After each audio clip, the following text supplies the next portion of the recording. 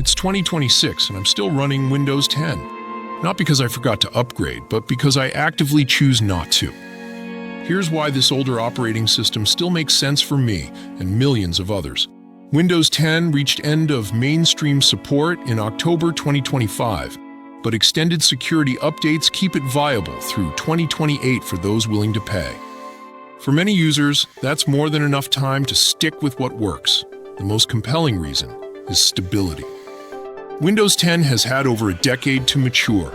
Every bug has been found, every driver issue resolved, every quirk documented.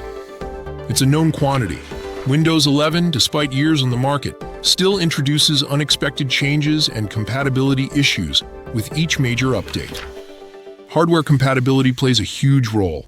Windows 11's strict requirements around TPM 2.0 and specific processor generations left perfectly capable machines behind. My computer runs flawlessly, handles everything I throw at it, but Microsoft decided it wasn't good enough. Rather than replace functional hardware, I'm sticking with an operating system that respects my investment. The interface matters more than people realize. Windows 10's taskbar works exactly how I need it to. I can place it anywhere on the screen, customize it extensively, and it stays out of my way. Windows 11 removed many of these options, forcing a centered layout and removing features that power users relied on for years. Why downgrade my workflow for a fresh coat of paint? Privacy and control are ongoing concerns. Each new Windows version introduces more telemetry, more cloud integration, more Microsoft account requirements. Windows 10, especially with some tweaking, offers more control over what data leaves my machine. I can disable features I don't want without fighting the operating system at every turn. Performance on older hardware is noticeably better with Windows 10. The system requirements are lower, the resource usage is lighter, and everything feels snappier. For users with machines from 2015 to 2020, Windows 10 often delivers a better experience than its successor. Professional environments move slowly for good reason. Many businesses still run Windows 10 because their specialized software, custom tools, and workflows were built for it. Upgrading means testing everything, retraining staff, and risking productivity losses. The cost-benefit analysis simply doesn't favor rushing to Windows 11. Gaming performance is essentially identical between the two operating systems for most titles.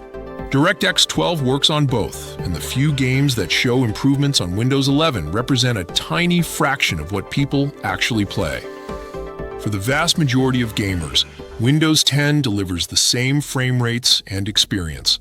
The forced update model in newer Windows versions creates anxiety. Windows 10 still pushes updates, but the system feels less aggressive about reshaping itself overnight. Users report fewer instances of updates breaking functionality or changing settings without permission. Software compatibility remains excellent. Nearly everything that runs on Windows 11 runs on Windows 10. Developers continue supporting it because the user base is massive. Unless you need cutting-edge features from brand new applications, you're not missing out on much. Some users appreciate the lack of integrated Android app support and other features that bloat the operating system. Windows 10 does what an operating system should do. It runs your programs and stays out of the way. Not everyone wants their desktop to become a smartphone. The learning curve matters.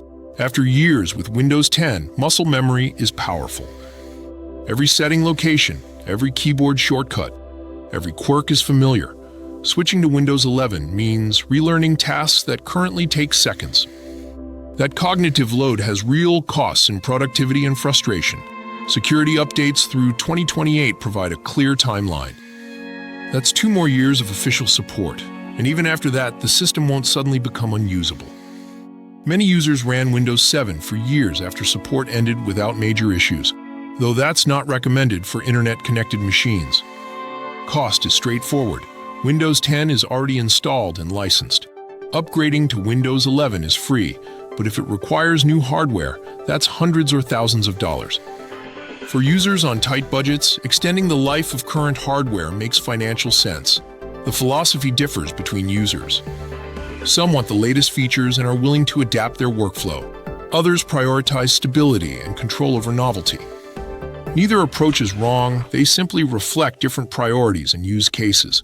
Windows 10 in 2026 represents a mature, stable, and capable operating system that continues serving millions of users effectively. It handles modern applications, supports current hardware, and provides a familiar environment for getting work done. Until it truly can't do what I need or security becomes a genuine concern, there's no compelling reason to change. Sometimes the best upgrade is no upgrade at all.